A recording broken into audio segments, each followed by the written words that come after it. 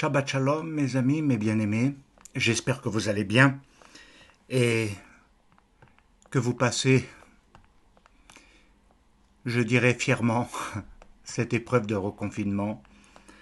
Mais bon, elle a aussi du bon. Mais soyons vigilants. Donc je le répète, veillez sur vous, protégez-vous, soyez prudents. Respectez les consignes afin de ne pas être contaminé et de pouvoir continuer votre route.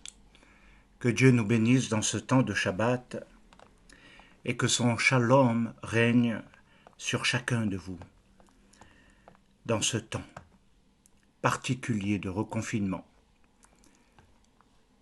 Ayons la paix de Dieu en nous et non la crainte, le tourment et le souci. Tout se prépare par rapport à tout ce que nous avons partagé et il nous faut quand même spécifier qu'il va falloir faire un peu d'effort sur les planifications et sur un ensemble de choses où nous avons pu voir. C'est un merveilleux programme qu'on vous propose et vous allez voir, ça va bientôt prendre forme. Ne vous inquiétez pas, ne soyez pas impatients et il vaut mieux correctement préparer de manière cohérente et intelligente dans tout ce que nous avons échangé ensemble. Ceci sera une bénédiction monumentale pour nous tous. Alors que l'Éternel nous garde, je vous demande aussi de prier pour ce programme afin qu'il corresponde et qu'il vous procure à chacun ce dont vous avez besoin pour marcher, pour vivre avec lui. Que Dieu soit béni pour cela. Il est temps d'aborder un sujet qui se fera en plusieurs parties. Cette partie est un peu introductive, même par rapport à la prière de Yeshua. Comment Yeshua priait et quelles étaient les bases, les fondements de sa prière. C'est ce que nous verrons à un moment donné dans nos avancées et il nous faut prendre les bases pour la compréhension. Et je vous invite à parcourir ce chemin ensemble et de vivre un temps merveilleux dans la présence de Dieu. Placez vos cœurs et vos pensées dans une attitude respectueuse de prière afin d'absorber, de recevoir ce qui vient d'en haut et surtout du souffle de son esprit, sa Ruach HaKodesh, qu'elle vienne inonder, illuminer les yeux de notre cœur et lui donne ce dont il est nécessaire pour vaincre tout le mal qui est autour de nous. Et je crois, bien-aimés, que c'est un sujet très important dans ces temps qui sont tout de même propices à la tefila. Alors, il nous faut comprendre quelque chose, que construire nos jours. Nous venons de passer, il y a quelque temps, les fêtes. Et on a l'impression que tout s'arrête et que tout reprend son cours normal. Eh bien, je voudrais vous dire que, justement, après Simchat Torah, le nouveau cycle nous apprend et nous enseigne qu'il nous faut construire nos jours dans le Seigneur. Pas seulement les compter, mais aussi à les construire, à les consolider, à leur donner des fondements éternels, afin que nous soyons forts et solides dans les mauvais jours. Alors, bien-aimés, construire nos jours dans ces temps de confinement n'est pas toujours aisé et facile, parce que toutes sortes de choses se mélangent, on est bien d'accord. Mais le peuple d'Israël nous apporte un éclairage et un enseignement.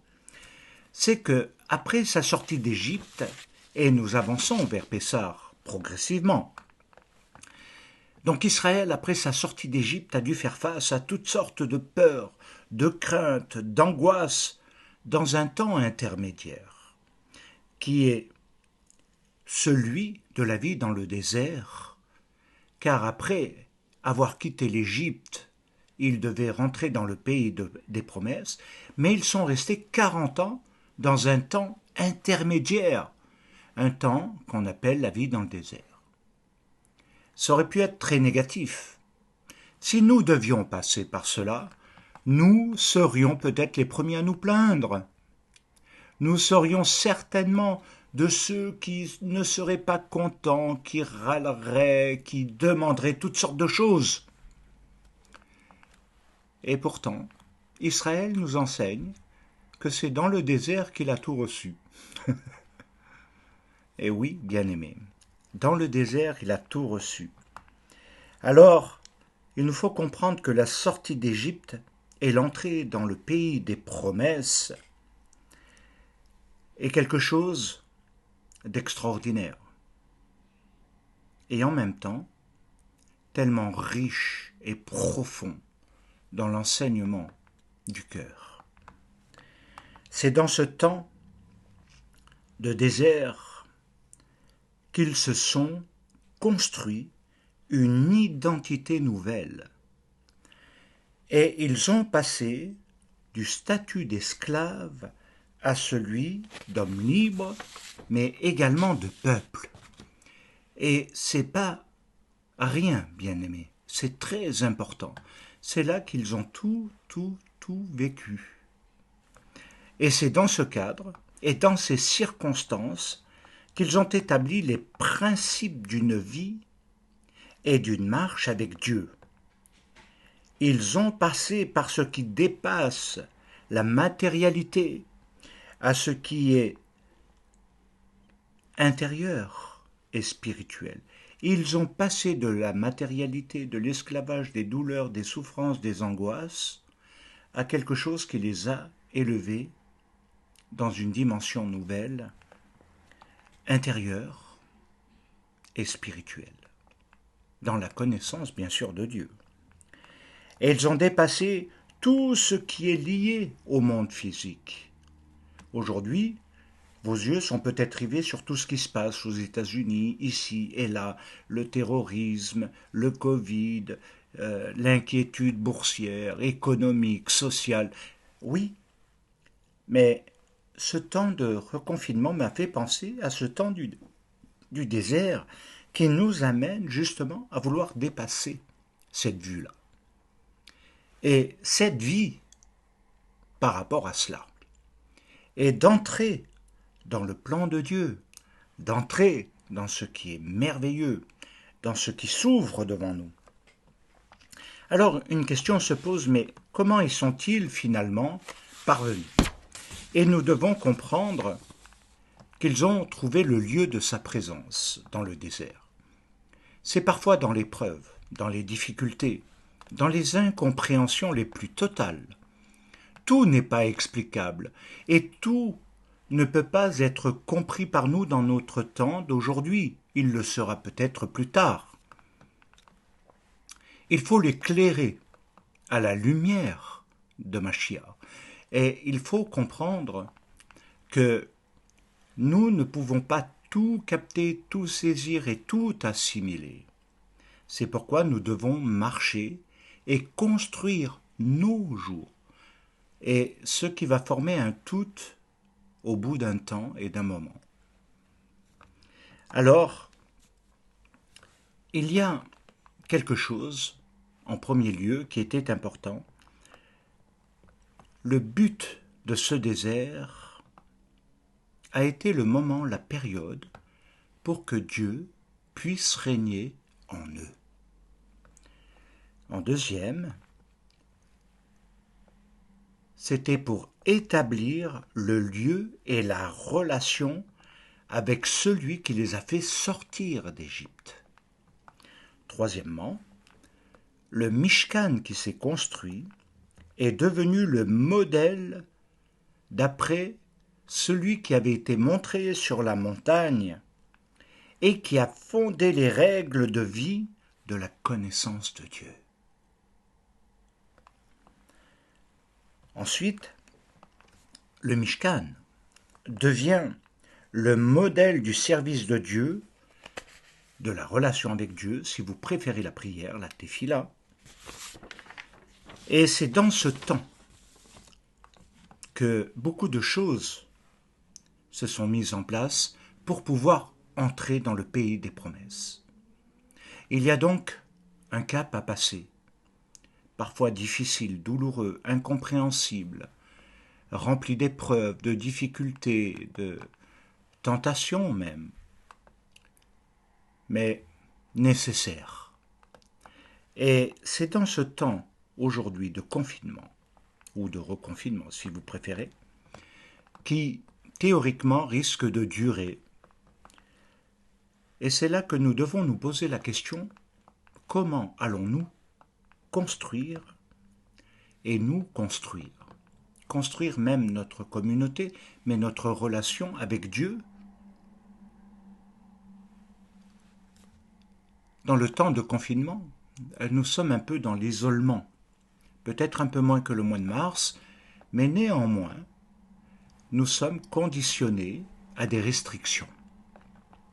Et il nous faut pour cela bien comprendre que nous pouvons construire quelque chose.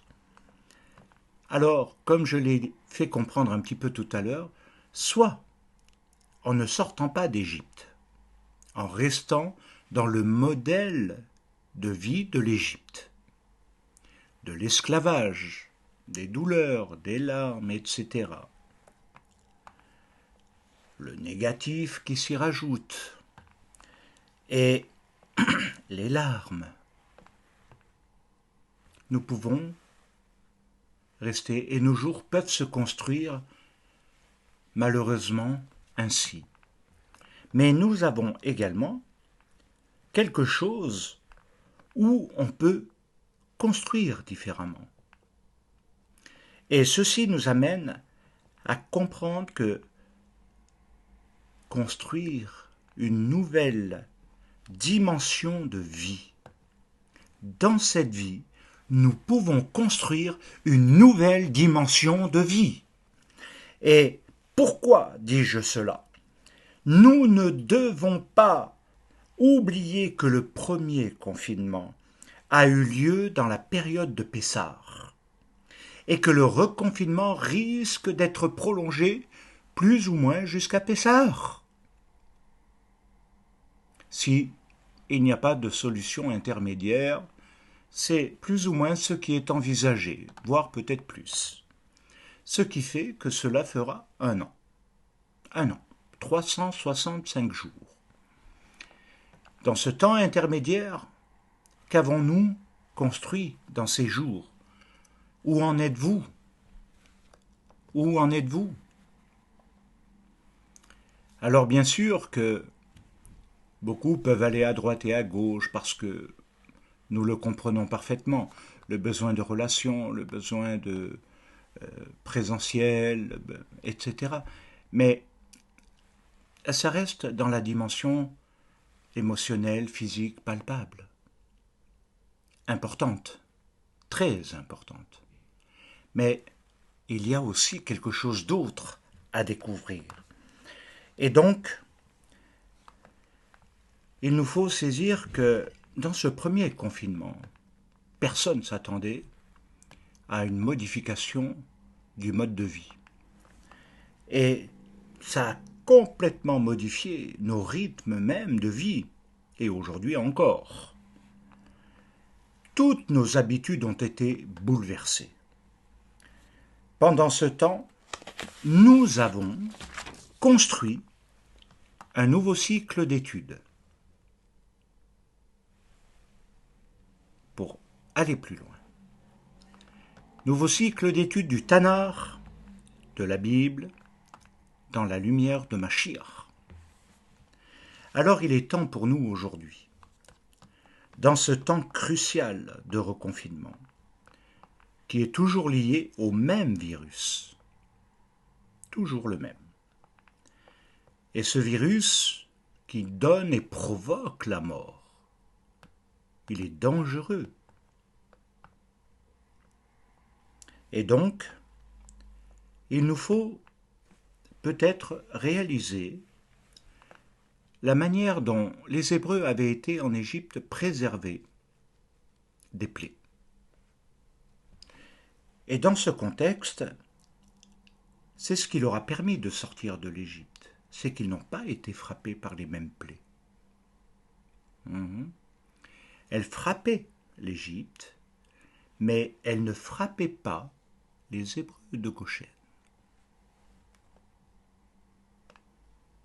Parce qu'il y avait un plan de Dieu, une solution divine et un but. Sortir des plaies d'Égypte pour établir et consolider notre relation avec Dieu. J'aimerais maintenant vous partager des choses fondamentales. Ce qui a constitué la force d'Israël et ce qui les a délivrés de toute leur détresse est réellement leur confiance en Dieu. Confiance en Dieu, mais je vais être plus précis, confiant dans les voies divines, dans son plan, dans ce qu'il a prévu par avance. Ce n'est pas simplement je crois et je serai gardé, etc. Ce n'est pas aussi simpliste. Ça va plus loin que cela.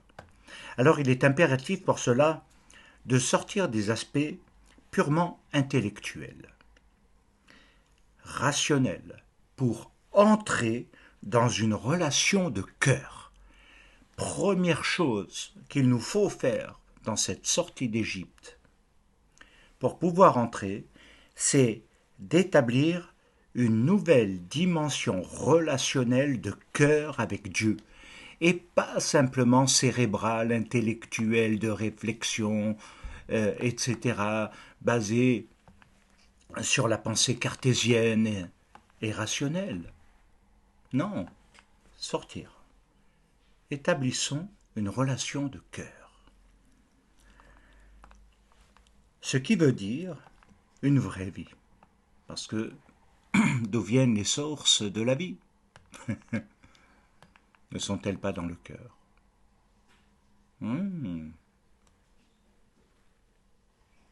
Les sources de la vie sont dans le cœur. La vie est liée au cœur. Ce qui constitue les bases de la source de la vie. Alors bien sûr dans le physique, mais également spirituellement parlant. Vaincre les temps de la mort et de déprime, vaincre nos peurs, pour entrer dans ce qui transforme la tristesse en joie, le deuil en allégresse, la peur en une assurance totale. C'est tout un programme, bien-aimé. Alors, il nous faut chercher les sources et les forces de la vie. Les sources et les forces de la vie. Où se trouve cette force? Quelle est cette force qui va faire la différence entre ceux qui ne sont pas dans la confiance du plan de Dieu, même dans ce temps, même par rapport à ce qui se passe, et ceux qui font confiance à Dieu? Alors quelle est la source de cette force? Eh bien, bien-aimé, c'est la prière, la tefila. C'est dans la prière qu'est la plus grande force. Incroyable. Elle va nous conduire dans des choses extraordinaires. Alors, une question que je peux vous poser, que je peux me poser, que nous pouvons nous poser, c'est celle où on peut se dire, mais comment comprendre la prière, tefila? Comment comprendre la prière? Généralement, tefila se dit prière, ce qui est vrai, absolument, mais pas tout à fait juste. Le sens le plus courant que nous puissions avoir, le sens le plus courant de prier, c'est demander. Ça, c'est le sens que tout le monde comprend dans le premier niveau. Mais nous allons voir et découvrir les différents sens de la prière. Alors, une première chose fondamentale, à laquelle je dirais beaucoup de gens ne pensent pas, n'ont pas peut-être réalisé, perçu, compris, mais qui est pourtant fondamentale, ce sont les différents lieux d'orientation de la prière. Et il nous faut vraiment comprendre que la prière a une orientation.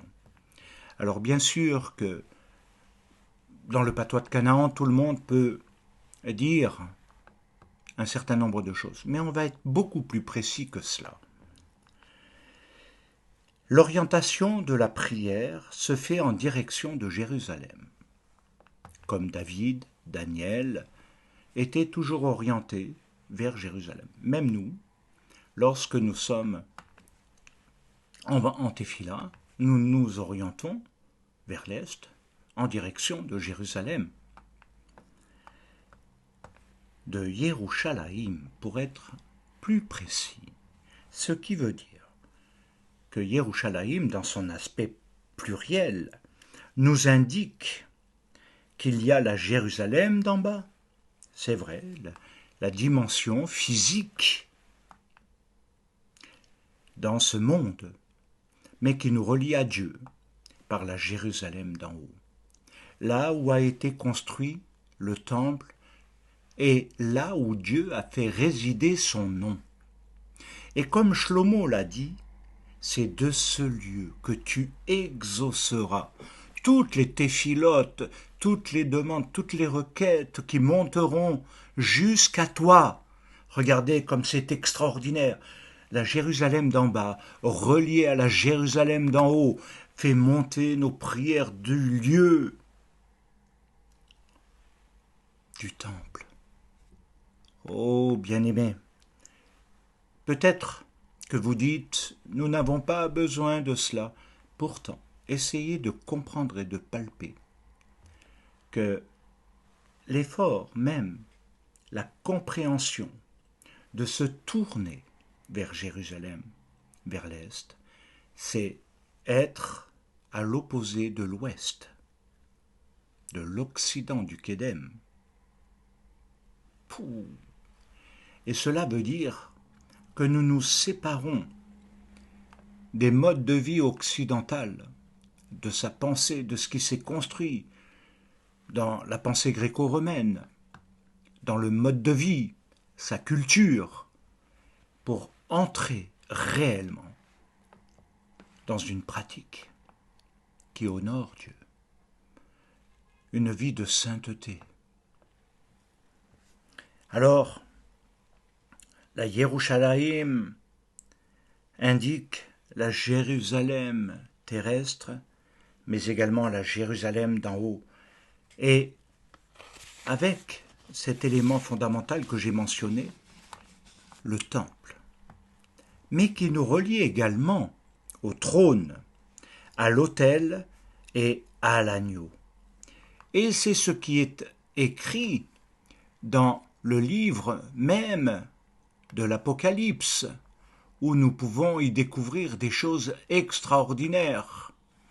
Et je dirais que c'est merveilleux à lire. Donc lisons Apocalypse, dans, premièrement, le chapitre 5, et à partir du verset 6. Et je vis au milieu du trône et des 4 êtres vivants, et au milieu de vieillards, un agneau qui était là comme immolé. Il avait 7 cornes et 7 yeux, qui sont les 7 esprits de Dieu, envoyés par toute la terre. Il vint, il prit le livre de la main droite de celui qui était assis sur le trône. Et quand il eut pris le livre, les 4 êtres vivants et les 24 vieillards se prosternèrent devant l'agneau, tenant chacun une harpe et des coupes d'or remplies de parfums, qui sont les prières des Kedoshim, les prières de sainteté des hommes sanctifiés. Et il chantait un cantique nouveau en disant: tu es digne de prendre le livre et d'en ouvrir le sceau, car tu as été immolé et car tu as été immolé, tu as racheté pour Dieu par ton sang des hommes de toute tribu, de toute langue, de tout peuple et de toute nation. Tu as fait d'eux un royaume et des sacrificateurs pour notre Dieu, et ils régneront sur la terre. Je regardai, j'entendis la voix de beaucoup d'anges, beaucoup d'anges, beaucoup d'anges, autour du trône, autour du trône. Retenez, si j'insiste, c'est qu'il y a une raison. Et des êtres vivants et des vieillards, et le nombre était des myriades de myriades et des milliers de milliers. Il disait d'une voix forte: l'agneau qui a été immolé est digne de recevoir la puissance, la richesse, la sagesse, la force, l'honneur, la gloire et la louange. Et toutes les créatures qui sont dans le ciel, sur la terre, sous la terre, sur la mer, et tout ce qui s'y trouve, je les entendis qui disaient: à celui qui est assis sur le trône et à l'agneau soit la louange, l'honneur, la gloire et la force au siècle des siècles. Et les quatre êtres vivants disaient Amen, et les vieillards se prosternèrent et adorèrent. Oh, c'est extraordinaire ces passages. Il nous est dit, parallèlement, dans le livre de l'Apocalypse, au chapitre 21, un chapitre extrêmement connu du reste, et au verset 22, il nous est dit quelque chose que vous ne pouvez pas rater. 21. Ah, voilà. Verset 21,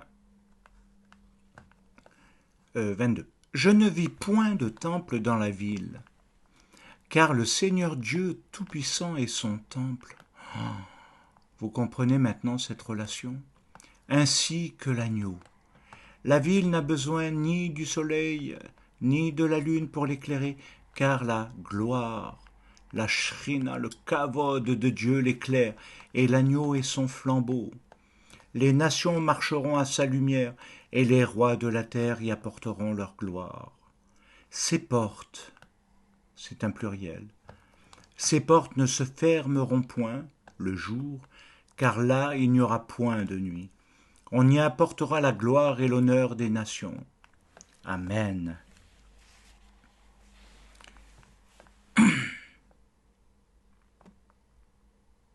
Il n'entrera chez elle rien de souillé, ni personne qui se livre à l'abomination et au mensonge.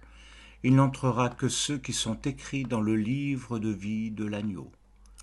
Amen. Que Dieu soit béni. C'est Maïmonide qui peut nous éclairer sur une compréhension. Dans son guide des égarés, au chapitre 3, verset 36, il écrit que l'un des buts essentiels de la Tefila est de prendre conscience que dans notre vie, rien n'est le fruit du hasard et que tout arrive pour notre bien. Alors, bien-aimés, facile à dire, facile à lire, facile à s'en réjouir quand tout va bien, mais quand tout va mal, avons-nous la réaction positive qui devrait être? Et c'est là que nous devons nous interroger aussi sur le parallèle que fait Shaoul de Tarse, même s'il n'est pas du temps de Maïmonide du reste, qui a écrit dans Romains une lettre au chapitre 8 et au verset 28 que nous pouvons lire. Nous savons, et il dit bien nous savons, que toute chose concourt au bien de ceux qui aiment Dieu, de ceux qui sont appelés selon ses desseins. Waouh! toute chose concourt au bien de ceux qui aiment Dieu et aussi de ceux qui sont appelés selon ses desseins. Alors c'est notre émouna, notre confiance en Dieu qui nous donne force, courage et espoir. Et ce sont nos téphilotes quotidiennes qui fortifient notre foi en lui. C'est en l'Éternel que nous plaçons notre confiance. Non dans ce que disent les hommes, non dans les vaccins, non dans les solutions, etc. Nous plaçons notre confiance en Dieu parce que nous savons que sorti de ce temps, il y aura un autre temps. Un temps qui va être très difficile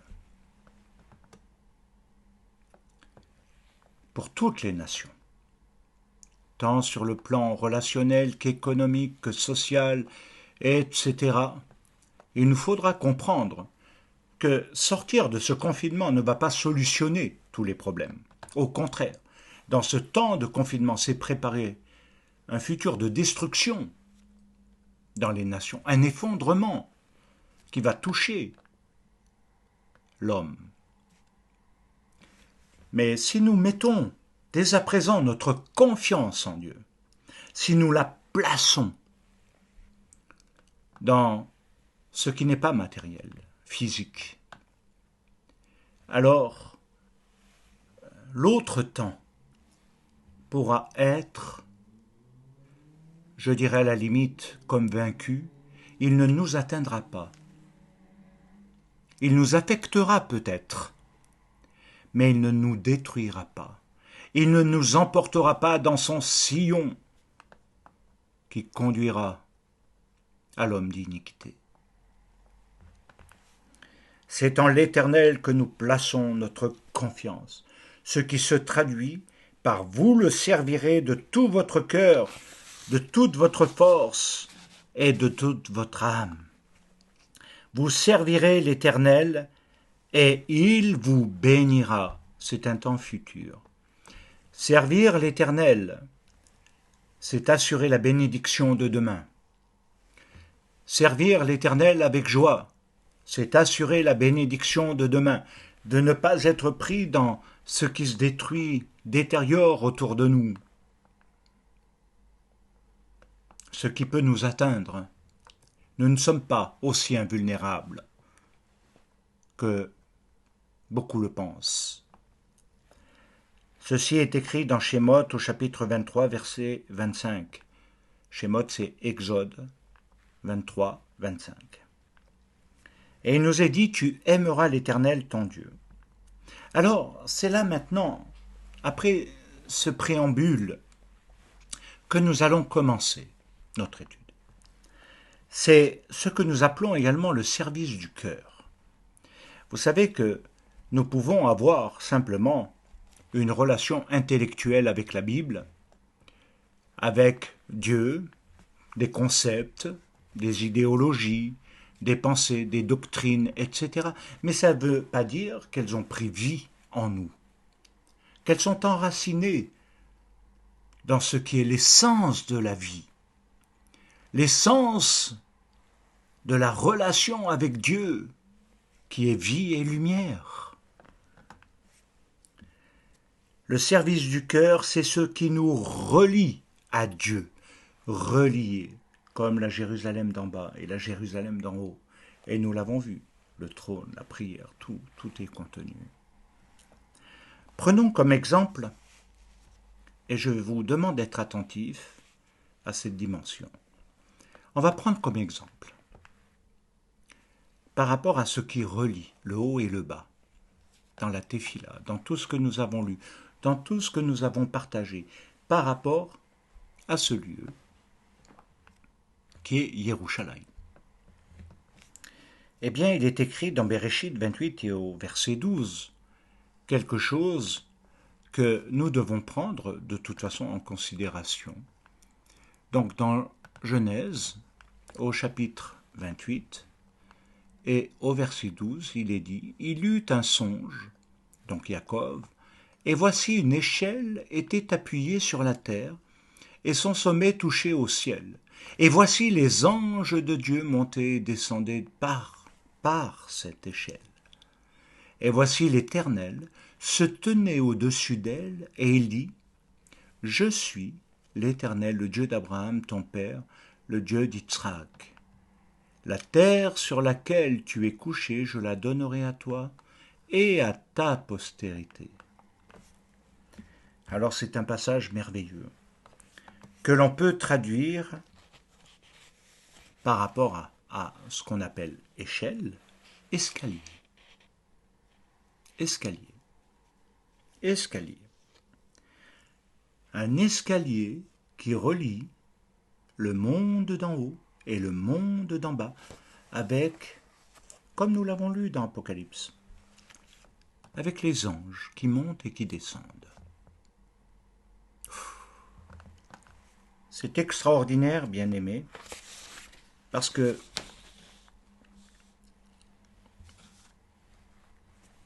en quelque sorte, Jacob est dans le lieu le plus bas de l'univers. Et il voit cet escalier. Et il voit les anges qui montent et qui descendent. Ceci est extraordinaire dans la révélation de Dieu que nous allons aborder. Tout d'abord, je voudrais simplement dire que l'une des raisons de cet escalier fait que nous disons toujours « montons à Jérusalem ». Ils montèrent à Jérusalem pour les fêtes, même Yeshua. Et il nous est dit « montons dans la maison de Dieu ». Il y a toujours le principe de l'ascension, de monter, de s'élever, de sortir de son niveau pour atteindre un niveau plus élevé.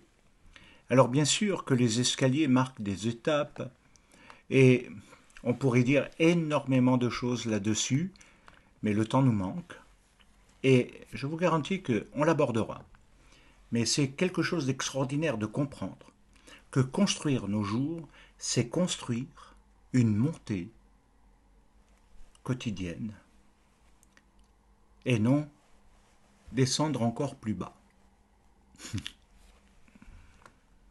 Monter spirituellement, s'élever spirituellement, élever son niveau de vie en Dieu, élever son niveau de cœur en Dieu, élever le niveau de la prière, élever le niveau de son âme, de son attachement à Dieu, de son amour, de ses affections dans le Seigneur.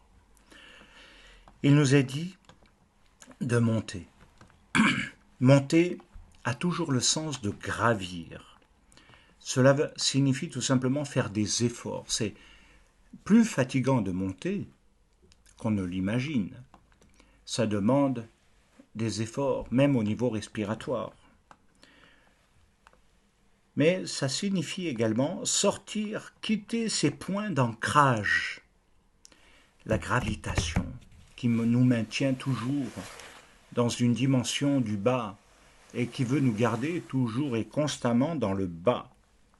Les dimensions du physique, du palpable, de l'affectif, ok, le niveau de l'Égypte, de la temporalité si vous préférez. Mais Dieu nous demande au travers de cela et au travers de ce songe, il dit à Jacob, élève-toi pour atteindre un autre niveau dans ton appel, afin que tu puisses y entrer, le vivre et le comprendre et en même temps le réaliser et ne pas passer à côté des choses. C'est fondamental, bien-aimés, d'atteindre un autre niveau. Et pourquoi atteindre un autre niveau? Parce qu'il nous est dit que cette échelle relie le ciel et la terre. Et en même temps, elle nous dit que cette échelle est une porte qui s'ouvre entre le physique et le spirituel, entre deux mondes séparés, non visibles. Un est visible parce que nous y vivons, mais l'autre est invisible et il n'est seulement palpable que par l'émotion, par la pensée, etc. Et tout à coup, il devient visible, il devient vivant. il devient quelque chose de présent. Alors dans le traité Choulin, il nous est dit, il mentionne tout simplement que les anges qui montaient et descendaient regardaient le visage, la face, donc le visage, la face, péniel, d'en haut. Écoutez bien, par rapport à ce qu'on a lu. Et le comparer au visage d'en bas. Oh là là, extraordinaire. La face d'en haut est liée au trône. Alors si nous voulons mieux le comprendre, on va lire dans l'Épître aux Hébreux. L'Épître aux Hébreux dans le chapitre 1. Hébreux, chapitre 1, et tout simplement le verset 13. Bien sûr qu'on pourrait tout lire parce que, quelque part, il est très important ce passage.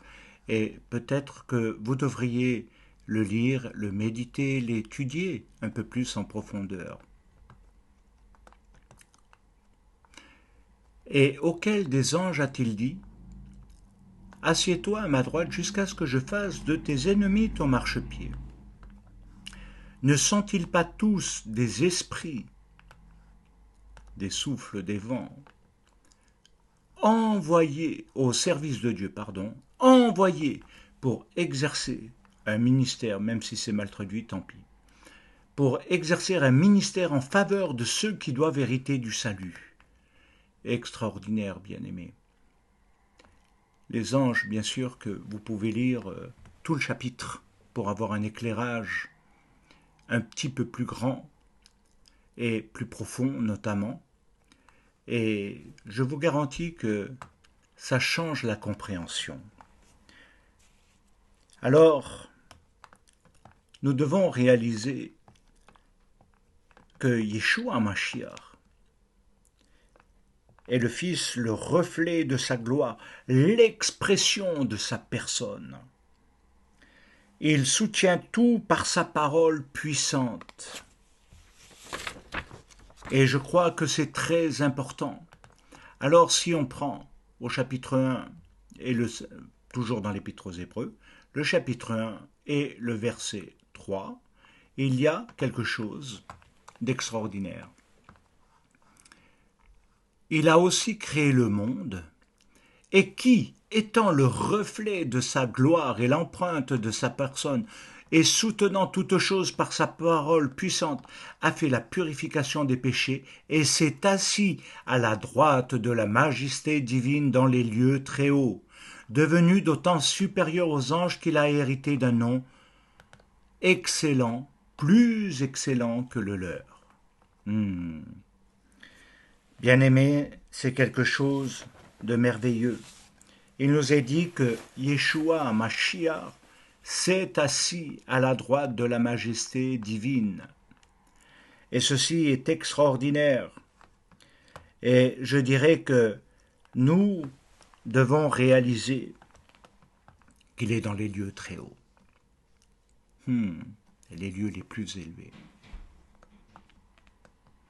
Dans Hébreux 1,14, il nous est dit : ne sont-ils pas tous des esprits au service de Dieu ? Tous les anges. Envoyés en faveur de ceux qui doivent hériter le salut. Autrement dit, entrer dans la plénitude de la rédemption, l'accomplissement final de la rédemption. Pas uniquement dans un temps provisoire de nos vies,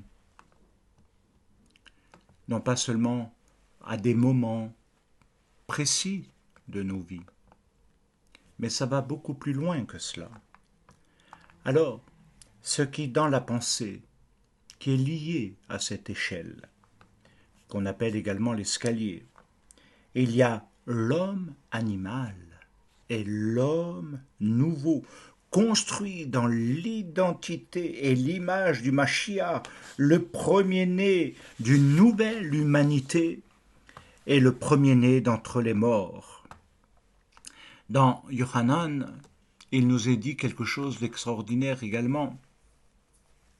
Au chapitre 1 et au verset 51, il nous est dit, et il lui dit, en vérité, vous verrez, désormais le ciel ouvert et les anges de Dieu monter et descendre sur le Fils de l'homme. C'est quelque chose, bien-aimé, qui est merveilleux. Alors, en même temps, l'échelle, il nous faut comprendre que dans la pensée d'Israël, elle symbolise également le tracé, le parcours d'un long itinéraire. En fait, chaque échelon ou chaque marche est un jour.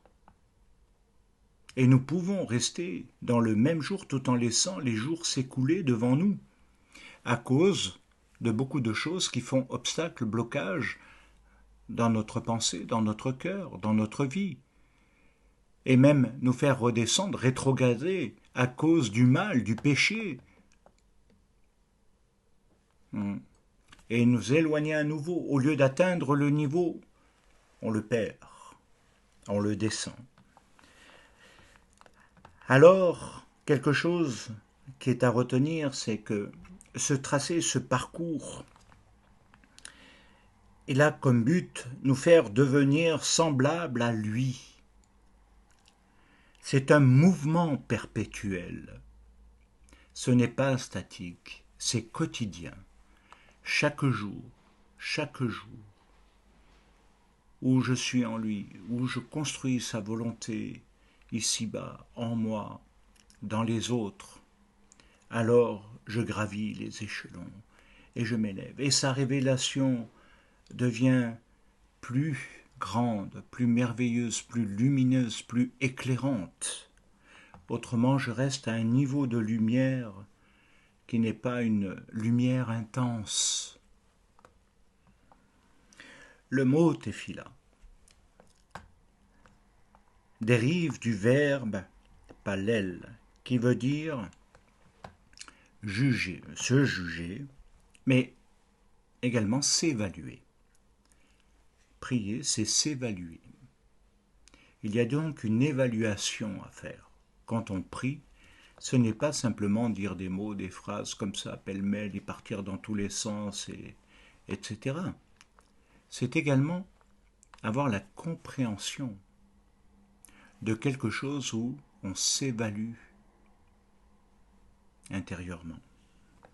Alors il faut aussi ici l'employer dans la forme réfléchie, leit palel, qui veut dire lui prier, mais qui a aussi comme sens se juger soi-même, c'est-à-dire faire son examen de conscience. C'est ce qu'on peut dire, se placer devant Dieu. Jacob était allongé au bas de l'échelle et il a regardé en haut.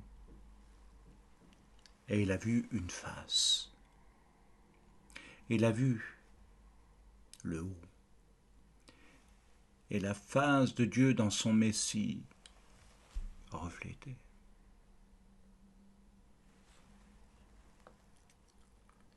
Faire son examen de conscience, et on pourrait dire qu'il y a aussi un autre niveau de tefila, de prière, qui pour moi est fondamental et je dirais très important, et que nous ne devons pas rater ni passer à côté de tout cela. Parce qu'il devient avoda. Et avoda veut dire travail. Ce travail a le sens pour servir Dieu. Un travail pour servir Dieu. Autrement dit, il nous demande de faire un travail pour que nos cœurs soient purifiés, aptes. Et également notre caractère, comportement. Et je crois que c'est très important, parce que c'est là l'enjeu, que beaucoup ne saisissent pas, en laissant tout entrer, pénétrer, en étant pêle-mêle mélangé, etc., en ayant peut-être une bonne morale, mais est-ce suffisant? C'est un travail sur soi, un travail intérieur, un travail spirituel, bien-aimé. Avoda, si nous voulons servir Dieu, nous ne pouvons pas le servir, autrement dit, dans n'importe quelle condition de vie. Et c'est là l'effort pour gravir les échelons. C'est là qu'il nous faut comprendre et pénétrer au-delà de notre propre pensée, ce qui est fondamental. Purifier notre cœur et notre caractère, ce sont des niveaux de mouvement intérieur entre le haut et le bas. Dieu agit en nous. Il peut agir en nous si nous nous mettons, plaçons devant lui, dans sa face, et que nous prions, que nous cherchons sa face. Alors ces mouvements intérieurs se transforment, ou plus exactement transforment les mots comme une partition musicale, quelque chose qui vibre intérieurement et qui nous amène à quelque chose d'extraordinaire. Je crois que c'est extraordinaire de pouvoir le voir comme ça. Ça devient fluide, harmonieux, et ça a un sens. Dieu veut répondre à nos besoins parce qu'il est la lumière, notre force et notre salut. C'est le psaume 27 et le psaume 61 qui nous le disent. Dans 1 Roi 8, 28, il nous est dit quelque chose d'extraordinaire également. Tu accueilles la prière, c'est le roi Shlomo. Et retenez bien, tu accueilleras la prière tefila, il est écrit. Les supplications techina, tu écouteras les cris et la prière, rina et tefila. Alors, ce passage est extraordinaire, parce qu'il est dit par le roi Shlomo que dans sa demande, il dit à Dieu, tout simplement, de ce lieu, quelle que soit la nation, quel que soit l'homme, quelle que soit sa condition, son origine, de ce lieu, tu exauceras la prière qui monte à toi. Et c'est pourquoi même aujourd'hui au Kotel, un grand nombre de nations, de gentils des nations, quand ils vont à Jérusalem, inévitablement vont au Kotel. Même si c'est le mur occidental. Mais ils vont vers le lieu et ils font monter les prières. Les soldats, tout le monde participe. Ce ne sont pas que des religieux. Tout le monde vit ce temps et ce moment, bien-aimé.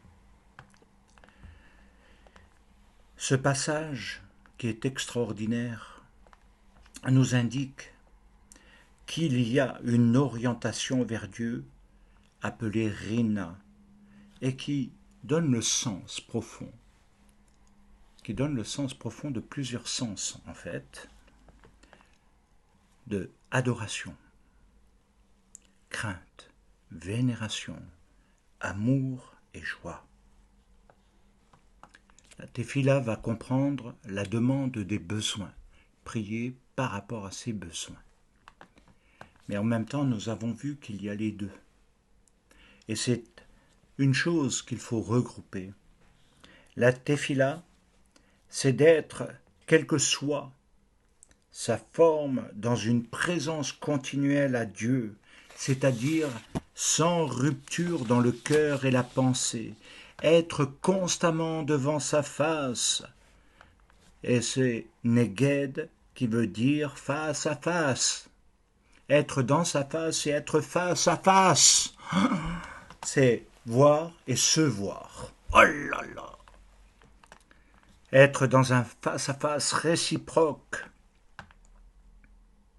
Bien-aimé, Shaoul de Tarse ne dit-il pas aussi priez sans cesse, priez sans cesse, priez sans cesse, ne vous relâchez pas. Et je crois que c'est très important de le comprendre à la lumière de ce que nous venons de dire, parce que ce face-à-face réciproque, il est comme dans l'échelle de Jacob, le visage, la face d'en haut et la face d'en bas, qui deviennent un face-à-face, un bouche à bouche. Comme Moshe, lorsqu'il s'est trouvé sur la montagne, il était dans sa face et ses faces. Il était dans quelque chose où il parlait à Dieu d'une manière extraordinaire. Et ceci avait un impact réel, quelque chose de merveilleux. Il parlait avec Dieu bouche à bouche, face à face.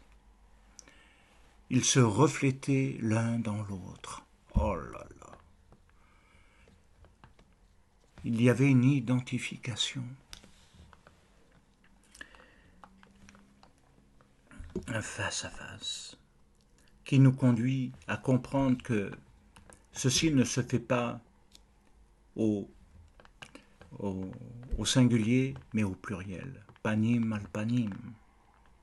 Mes faces dans tes faces. Mais plus exactement, mes faces vers tes faces. Quand on tourne les regards, quand on s'oriente vers Jérusalem, on oriente sa face. On oriente son visage, sa face spirituelle. On se détourne de la pensée grecque, on se détourne de la matérialité de l'Égypte, on la quitte et on se tourne vers ce qui est éternel, vers ce qui nous conduit à la vie. Oh, panim al panim, mes faces, toutes mes faces, mon cœur, ma pensée, mon âme, se tourne vers toi. Et comme disait Jacob, panim al panim, mes faces ont vu tes faces et j'ai été sauvé. Ce qui veut dire délivré, libéré de la prison, de la temporalité, de la matérialité, du mal, des douleurs du passé, des choses anciennes. J'en ai été délivré. Et je peux accomplir ta volonté pour le futur. Je peux marcher maintenant dans un avenir serein. Je sais que tu accompliras ta volonté et que je te servirai. Bien-aimé, le sens de l'appel, la puissance et la force de l'appel résident dans cela. Mes faces vers tes faces. Et mon âme a été sauvée. Mon identité. Et je suis devenu l'homme nouveau. Je suis devenu Israël. Et en devenant Israël, eh bien, je suis celui qui combat pour Dieu. Oh là là là. Alors que l'avenir de Jacob était compromis par la haine d'Ésav, qui le tenait lié pendant des années et des années dans la haine. Et Jacob en avait peur jusqu'au jour où il a dit c'est le temps. Mais Dieu a décidé, et dans ce temps, nous avons vu tout ce que nous avons vu. Sa rencontre avec Dieu qui l'a transformé, changé. Oh, il n'est pas resté simplement un homme moraliste. Vous savez, beaucoup confondent marcher avec Dieu avec une morale, et simplement une morale et pas de vie, pas de concret, pas de relation réelle, profonde avec Dieu, mais connaissent tout. Là, il est devenu un nouvel homme, dans un nouveau nom. Oh, bien-aimé, puissiez-vous découvrir cette dimension-là. Lecha Amar, Libi Bakeshu Fanei, dans le psaume 27,8, il est dit: mon cœur, dit de ta part, cherchez ma face, je chercherai ta face, ô Éternel. Alors, littéralement de l'hébreu, ça c'était la traduction seconde, littéralement de l'hébreu, il est dit: en ton nom, mon cœur dit rechercher ma face. Rechercher.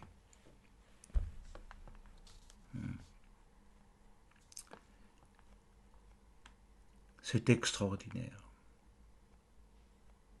Sentez ce poids de gloire, cette présence de Dieu extraordinaire qui nous inonde dans cet instant, qui nous amène à une révélation d'une profondeur inégalée, à quelque chose d'extraordinaire, à une connaissance de Dieu nouvelle, pour établir une relation nouvelle.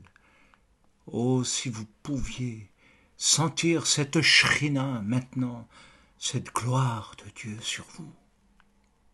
Dans cet instant, vous pouvez être changé, transformé, vivre quelque chose d'autre. Ouvrez votre cœur, ne restez pas avec quelque chose qui est un bouclier qui empêche de faire entrer la vie et la vie en abondance. Séparez-vous. Séparez-vous de votre bouclier. Mettez-vous devant Dieu comme Jacob. Et vous verrez. Vous verrez, nos pensées le combattent. Nos propres plans le combattent. Nos espoirs peuvent le combattre. Etc. Cessons de combattre Dieu. Combattons le véritable ennemi. Celui qui veut détruire l'âme. Celui qui veut détruire l'identité du Messie en nous. C'est pourquoi Yeshua, comme nous l'avons vu au début, nous a dit aussi que celui qui prie en son nom, par rapport à l'épître aux Hébreux, parce qu'il est la face sur le trône.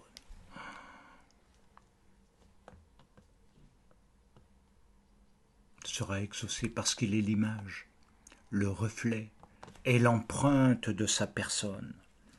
Il a dit également que celui qui m'a vu a vu le Père.